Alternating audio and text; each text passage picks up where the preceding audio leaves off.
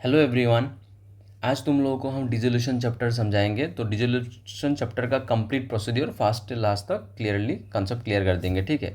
तो डिसोल्यूशंस का मतलब क्या होता है? डिसोल्यूशन का मतलब होता है बिजनेस बंद हो जाना, है ना? नहीं तो बिजनेस फिनिश्ड हो जाना, क्लोज हो जाना। कोई भी पार्टनरशिप बिजनेस अगर बंद हो रहा है तो क्या प्रोसीड्यूर हम लोग को फॉलो करना चाहिए?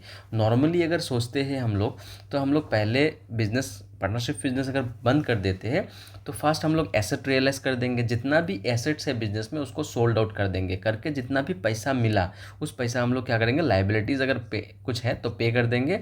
और उसके बाद जो भी पैसा रह जाएगा वो पार्टनर्स खुद के अंदर डिस्ट्रीब्यूट कर लेगा। वही प्रोसीड्यूर नॉर्मल होता है। बट हम लोग जैसे बोल रहे हैं उसके हिसाब से करने से तो नहीं होगा ना, कुछ प्रोसीड्यूर होगा। तो अकाउंटिंग प्रोसीड्यूर फॉलो करके कैसे हम लोग ये डिसोल्यूशंस ऑफ पार्टनरशिप करेंगे उसको देख लेते हैं।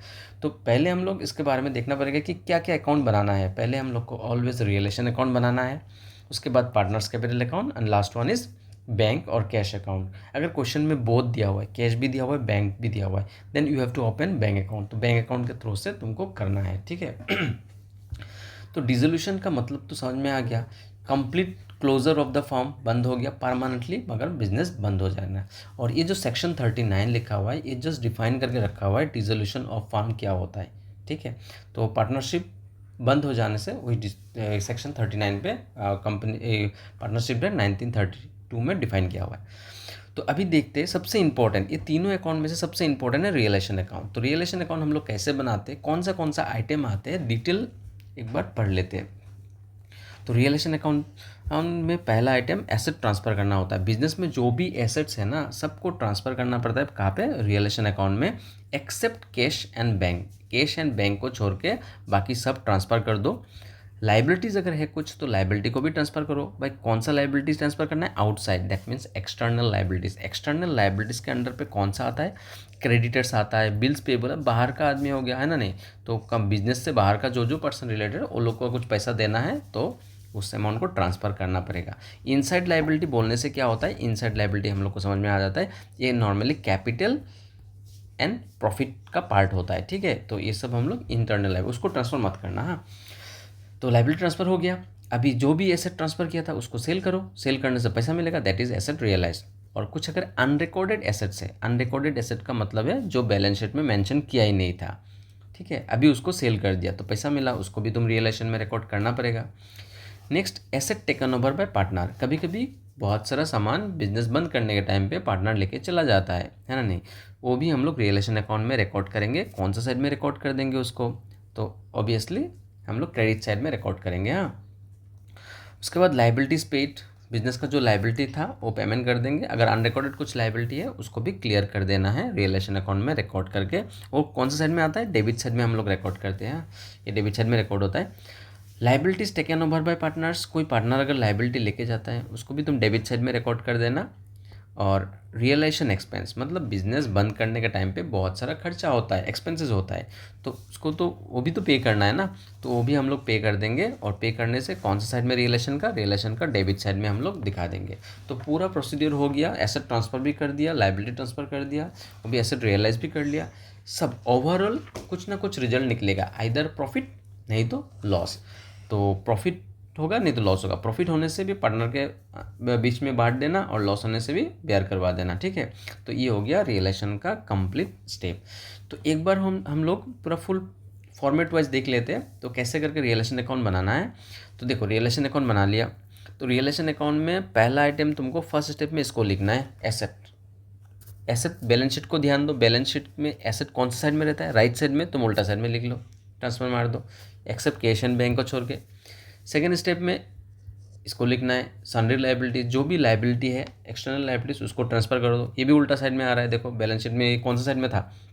बैलेंस शीट में ये तुम्हारा लेफ्ट साइड में था, ये हम राइट साइड में रिकॉर्ड कर दिया, ठीक है। तो इसके बाद नेक्स्ट, प्रोविजंस अगेंस्ट एसेट। कुछ भी प्रोविजन है थर्ड स्टेप में, जो भी एसेट, जैसे प्रोविजन फॉर डाउटफुल डेप्ट है ना? नहीं, उसके बाद इन्वेस्टमेंट फ्लक्चुएशन रिजर्व है, investment fluctuation reserve, provision for doubtful डेप्ट, पीडीडी बोलते हैं जो हम लोग, रिजर्व फॉर डाउटफुल डेप्ट। तो ऐसा कुछ एसेट के अगेंस्ट में प्रोविजन होने से इसको भी थर्ड स्टेप में ट्रांसफ़र कर देना इस साइड। क्लियर? अभी हम लोग जो ये सन्ड्री एसेट था ना इसको हम लोग सेल आउट करेंगे। सेल आउट करने से जो भी पैसा मिलेगा बाय बैंक और कैश में लिखना है एसेट रियलाइज्ड। ये हो गया स्टेप। और यही एसेट कुछ कुछ एसेट अगर पार्टनर लेके जाता है तो उल्टा साइड में bye partners capital asset taken over बोल के लिखना है। जो भी पार्टनर लेके जा रहा है उसका नाम लिख देना, समीर लेके जाने से समीर, जो भी है। इसके बाद हम लोग लाइबिलिटी को देखेंगे। लाइबिलिटी अगर पे कर रहे हैं तो लाइबिलिटी पे करने से ये उल्टा साइड में दिखाना है, टू कैश और बैंक लाइबिलिटीज पेड। और सेम कुछ लाइबिलिटी अगर कोई पार्टनर लेके जा रहा है तो भी उल्टा साइड दिखा दो, जो पार्टनर लेके जा रहा है लाइबिलिटीज टेकन ओवर। हाँ, इसके बाद क्या करना है, जो भी बिजनेस बंद करने के टाइम पे कुछ कुछ खर्चा होता है जिसको रियलाइजेशन एक्सपेंस बोला जाता है, that should also be paid, उसको भी पेमेंट करना है। क्लियर हो गया। तो ये सब आइटम रियलाइजेशन में आता है। उसके बाद हम लोग क्या करेंगे, डिफरेंशिएट करेंगे, डिफरेंस प्रॉफिट व लॉस निकालेंगे। अगर क्रेडिट साइड बड़ा हो गया ना तो बिजनेस में प्रॉफिट होता है, क्योंकि credit is the income, income होता है, इनकम साइड ज़्यादा हो गया तो उस एक्सपेंस को बांट दो। अगर दो पार्टनर है, ए एंड बी के बीच में बांट दो। अगर बिजनेस में लॉस हो गया तो वो भी तुमको बांट देना है, ए एंड बी के बीच में बांट देना है। तो ठीक है, तो रियलेशन हम लोग का क्लियर हो गया। ठीक है, नेक्स्ट हम लोग अभी देख रहे हैं rule of tangible assets. Rule of tangible assets क्या होता है, तो टेंजिबल मतलब जो एसेट हम लोग टच कर पाते हैं उसी को हम लोग बोलते हैं टेंजिबल एसेट। तो टेंजिबल एसेट देखो, टेंजिबल एसेट जैसे एग्जांपल, एसेट तो ट्रांसफ़र हम लोग कर दिया, उसके बाद अगर कुछ पैसा नहीं मिला तो तब हम लोग क्या करें, एडिशनल इन्फॉर्मेशन में कुछ भी मेंशन नहीं है तो एज्यूम कर लेना जो बुक वैल्यू दिया हुआ है बैलेंस शीट में वही पैसा तुमको मिला बोल के। ठीक है, तो इसमें टेंजिबल एसेट। और इंटेंजिबल एसेट का रूल क्या होता है, इंटेंजिबल एसेट का रूल होता है अगर सेल करने के बाद अगर एडिशनल इन्फॉर्मेशन में कुछ भी मेंशन नहीं है तो हम लोग को एज्यूम करना है उसका वैल्यू क्या है, ज़ीरो, मतलब 1 रुपया भी नहीं मिला। तो ट्रांसफ़र तो कर दोगे बट एसेट रियलाइज में तुमको इसको कुछ नहीं लिखना है, ज़ीरो, मतलब वैल्यू ही नहीं आएगा इसका। तो ये होता है इंटेंजिबल एसेट का रूल्स। और लाइबिलिटीज़ के बारे में अगर एडिशनल इन्फॉर्मेशन में कुछ भी ना बोले, you must have to pay. क्यों, liabilities must be paid at the time of dissolution, nothing mention in the question. उसके बाद और कुछ आइटम रहता है, don't transfer the relation account. Relation account में कौन सा आइटम नहीं ट्रांसफ़र करना है, तो ऑलरेडी हम बता चुका है कि कैश एंड बैंक तो ट्रांसफ़र मत करना। कुछ अगर profit and loss account balance है, एडवर्टाइजमेंट सस्पेंस अकाउंट है, deferred revenue expenditure, miscellaneous expenditure, preliminary expenses, ये सबको फिक्टिशियस एसेट भी बोला जाता है, वैल्यूलेस एसेट। फिक्टिशियस एसेट का मतलब क्या होता है, वैल्यूलेस एसेट। ये सब को भी तुमको ट्रांसफ़र नहीं करना है। और लाइबिलिटी साइड में कुछ सारा आइटम होता है जैसे general reserve, contingency reserve, retained earnings, PL, ये सब को भी रियलेशन में ट्रांसफ़र मत करो। ये सबको कहाँ पे आता है, पार्टनर्स कैपिटल अकाउंट में ट्रांसफ़र करना है इसको। ठीक है, ये भी आइटम पार्टनर्स कैपिटल अकाउंट में तुमको ट्रांसफ़र करना है, और पहला कैश वाला तो कैश में चला जाएगा। तो ये रूल्स होता है।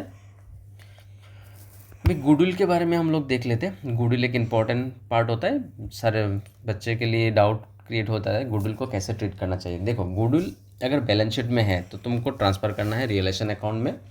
अगर उसका वैल्यू कुछ तुमको मिल रहा है तो रिकॉर्ड कर दो, है ना, नहीं, और अगर वैल्यू नहीं मिल रहा है तो इग्नोर कर दो। तो रूल्स हम लोग बता दिया था इंटेंजिबल एसेट में। सेल्फ जनरेटेड गुडविल अगर था तो कुछ अगर पैसा मिल रहा है तो उसको रिकॉर्ड करना चाहिए। और गुडविल क्या होता है, goodwill is a marketable asset. बहुत सारा बच्चा लोग सोचता है ये फिक्टिशियस एसेट है, बट ये फिक्टिशियस एसेट नहीं है, ये मार्केटेबल एसेट है जिसका सेल करने से हम लोग को पैसा मिलेगा। क्लियर। अभी लोन, लोन के बारे में देख लेते हैं। लोन फार्म क्या करता है, फार्म लोन देता भी है लेता भी है पार्टनर से। ठीक है, loan advance by a partner to the firm, मतलब पार्टनर ने किसको दिया, फार्म में दिया हुआ है, तो फार्म की तरफ से देखने से फार्म लोन ले रहा है किससे, पार्टनर से। तो इसको सिंपल ट्रीटमेंट करना है, डायरेक्ट तुम पे कर दो, सेटल थ्रू द कैश और बैंक, डायरेक्ट पेमेंट कर दो, फिनिश्ड। हाँ, एक एक्सेप्शनल केस है, बहुत इंपॉर्टेंट ये, ज़्यादा से ज़्यादा बुक्स में ये क्वेश्चन रहता ही नहीं है। अगर कुछ कारण नेगेटिव बैलेंस रहता है ना, पार्टनर्स उसका कैपिटल अगर कोई भी पार्टनर का कैपिटल अगर नेगेटिव होता है और उसका लोन भी अगर फार्म अगर लोन लेके लोन एडवांस किया था तो बाय पार्टनर्स, तो उन दैट केस कैपिटल अकाउंट में क्या करना है, इसको ट्रांसफ़र कर देना है। Only that case, negative balance होने से लोन एडवांस बाय पार्टनर को कहाँ पे दिखाना है, पार्टनर्स के, अदरवाइज तो ये तो पेमेंट ही करना है तुमको। क्लियर। तो अभी नेक्स्ट, लोन अगर given by the firm to the partners, अगर लोन हम लोग पार्टनर को दे रहे हैं, इन दैट केस ये तुम कैपिटल अकाउंट में ट्रांसफ़र कर दो, और नहीं तो पैसा रिसीव कर लो। यही लोन का रूल्स होता है। वर्कमैन कंपनसेशन रिजर्व का ट्रीटमेंट कैसे करेंगे। वर्कमैन कंपनसेशन रिजर्व के मीनिंग पहले हम लोग समझ लेते हैं। वर्कमैन कंपनसेशन रिजर्व होता क्या है, ये वर्कर का कुछ एक्सीडेंट व काम करने के टाइम पे कुछ होने के कारण हम लोग एक्स्ट्रा करके पैसा रख देते हैं, तो इसको बोला जाता है वर्कमैन कंपनसेशन रिजर्व। तो किसी का अगर कुछ हो गया तो पेमेंट करना पड़ेगा। और अगर कुछ नहीं हुआ तो ये पैसा ऑल पार्टनर बांट लेंगे। इफ़ अभी क्वेश्चन में क्या करेंगे हम लोग, if nothing mention in the additional information, तुम सिंपल वर्कमैन कंपनसेशन रिजर्व को बांट दो ऑल पार्टनर के अंदर। अगर क्वेश्चन में एडिशनल इन्फॉर्मेशन में कुछ है तो तुमको कुछ स्टेप फॉलो करना पड़ेगा, ट्रांसफ़र करना पड़ेगा WCR और पेड करना पड़ेगा WCC। WCC मतलब ये क्लेम होता है, ठीक है, क्लेम जो पैसा मांग रहा है, रिजर्व मतलब हम लोग जितना रख दिए थे। इसमें 3 सिचुएशन रहता है, एक होता है WCC is greater than WCR, है ना नहीं।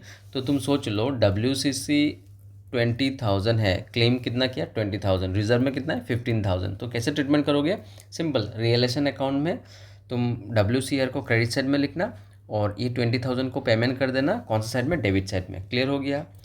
अगर सोच लो उल्टा हो गया, ये 17,000 WCC है और 20,000 WCR है, तो तुमको क्या करना है, ये WCC पे करना है डेबिट साइड में कितना 17,000 और ट्रांसफ़र करना है WCR 17,000 क्रेडिट साइड में, और एक्स्ट्रा जो 3,000 हो गया ना, 3,000 को बांट देना पार्टनर्स कैपिटल अकाउंट में। ये रूल्स होता है, ये इंपॉर्टेंट है बहुत। वहाँ ज़्यादा से ज़्यादा क्वेश्चन में ही मिस्टेक कर लेते हैं बच्चा लोग कि टोटल हम लोग को देखना है, टोटल कितना WCC वर्कमैन क्लेम कितना हो रहा है 17,000, रिजर्व में पैसा कितना है 20,000 है, तो 3,000 तो एक्स्ट्रा हो गया ना, 3,000 को बांट दो और बाकी रियलाइजेशन अकाउंट में कितना लिखना है 17 दोनों साइड, डेबिट साइड भी क्रेडिट साइड भी, ठीक है ना।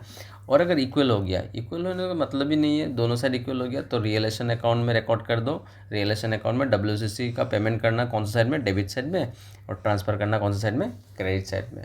तो यही इसी का इन्फॉर्मेशन है WCR रिलेटेड। अभी हम लोग एक बार देख लेते हैं मेमोरेंडम ऑफ बैलेंस शीट क्या होता है। मेमोरेंडम बैलेंस शीट होता है, कभी कभी क्वेश्चन में बैलेंस शीट दिया ही नहीं रहता है, तो तुमको पहले स्टार्टिंग में एक बैलेंस शीट बना लेना, उसको मेमोरेंडम बैलेंस शीट बोला जाता है। और मेमोरेंडम नाम क्यों यूज़ करता है, कोई भी मिसिंग अगर कुछ चीज़ फाइंड करना है, जैसे कैपिटल नहीं दिया हुआ है तो तुमको कैपिटल निकालना है, उसको हम लोग मेमोरेंडम मोड यूज़ करते हैं। कोई भी मिसिंग फिगर फाइंड करने के लिए मेमोरेंडम मोड किया यूज़ किया जाता है।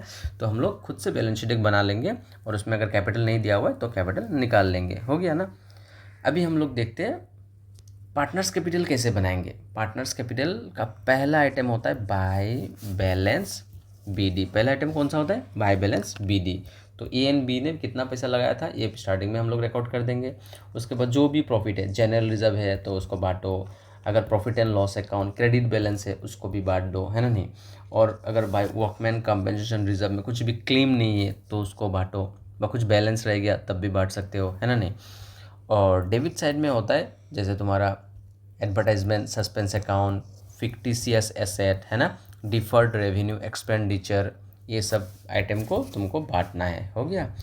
और अगर कोई पार्टनर्स लोन अगर है तो लोन को भी ये करना, ट्रीटमेंट दिखाना है, तो लोन को कौन सा इधर पे दिखाना है, लोन पार्टनर्स, हाँ इधर पे तुम A ने अगर A का लोन है तो इसमें एडजस्ट करना है। देखो लोन फॉर्म लिया नहीं, लोन एडवांस दिया था, मतलब फार्म ने पार्टनर को दिया था, वही वाला लिखना है। बाकी अगर हम लोग लोन लेके रखा हुआ है तो डायरेक्ट पे कर दोगे, सिंपल बात। ओके, ये तक तो हो गया।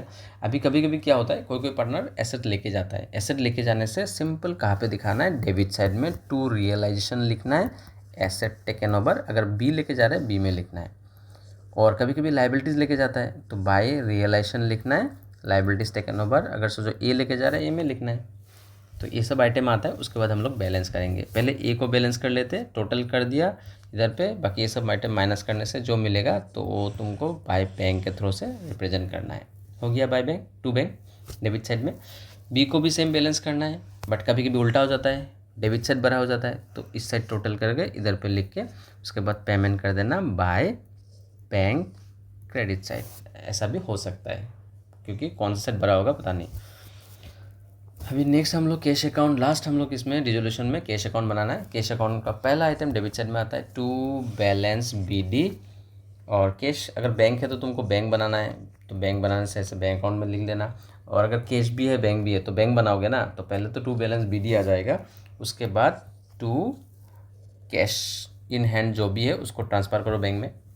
उसके बाद बाय रियलाइजेशन अकाउंट जो भी लाइबिलिटीज़ है उसको पे करो। अगर एसेट्स कुछ है तो टू रियलाइजेशन एसेट रियलाइज कर दो, है ना नहीं। और बाकी जो हम लोग लास्ट में पेमेंट किया था ना पार्टनर्स को, तो वो भी आइटम लिख लो बाय एस कैपिटल ए को पेमेंट किया था और बी ने घर से पैसा लाया था क्योंकि बी का उल्टा हो गया था, तो 20 कैपिटल अकाउंट, और कुछ रियलाइजेशन एक्सपेंस था तो बाय रिएक्शंस उसको पेड कर दो। ये सब लिखने के बाद बोथ साइड टोटल करो, इक्वल हो जाएगा। तो ऐसे करके हम लोग डिसोल्यूशन चैप्टर का स्टेप फॉलो कर सकते हैं। तो ठीक है, यहाँ तक तो हो गया। अभी हम लोग आज यहाँ पे फिनिश करते हैं। नेक्स्ट वीडियो में हम लोग डिसोल्यूशन का एग्जाम कंप्लीटली मतलब समझा देंगे। ठीक है, थैंक यू।